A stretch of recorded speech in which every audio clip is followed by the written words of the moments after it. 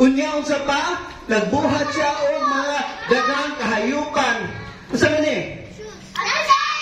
Kini kani siya. Di klaro. Kini unsa man ni? Elephant. Elefante. Kasi nakakita ng elefante ba?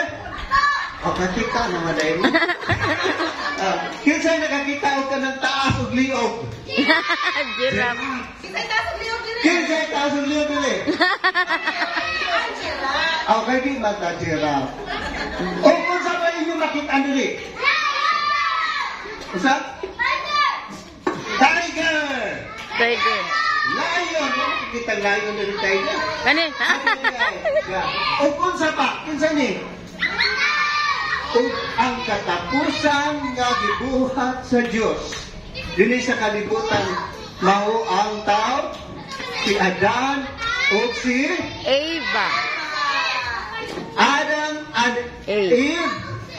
Sa Bisaya si Adan ug si Eva. Eve sa English. Oh yeah, very good. Mga English mo rin mga bata, no? Si Adam and Eve. Gibuhat sila sa Ginoo kay gusto sa Ginoo nga mahitala nilang Ginoo. Gusto sa Ginoo nga higugmaon nato ang Ginoo. O gusto sa Ginoo nga musunod ta sa Ginoo. Mo nay tinguha sa Ginoo sa pagbuhat sa tao, pagbutang niya sa Garden of Eden. Apan usa may naitabo. Usa may naitabo? Ang plano sa Ginoo na nagbuhat ni Adam and Eve, nga si Adam ug Eve mo mahigugma sa Dios, makahibalo sa Dios, ug mosunod sa Dios.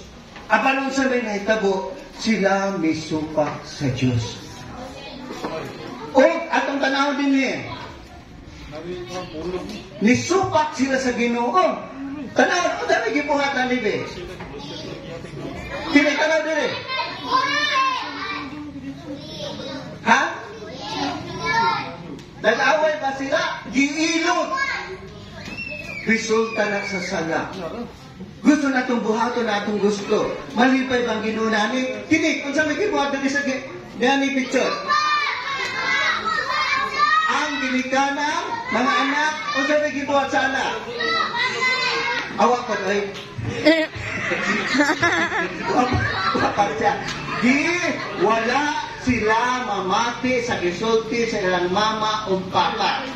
Ang gusto sa Ginoo sa pagmugna sa tao, nga ang tao mamati sa gisulti sa ilang papa o mama. Apano sa gibuhat na ni usa? Pabadlong, wala mamati.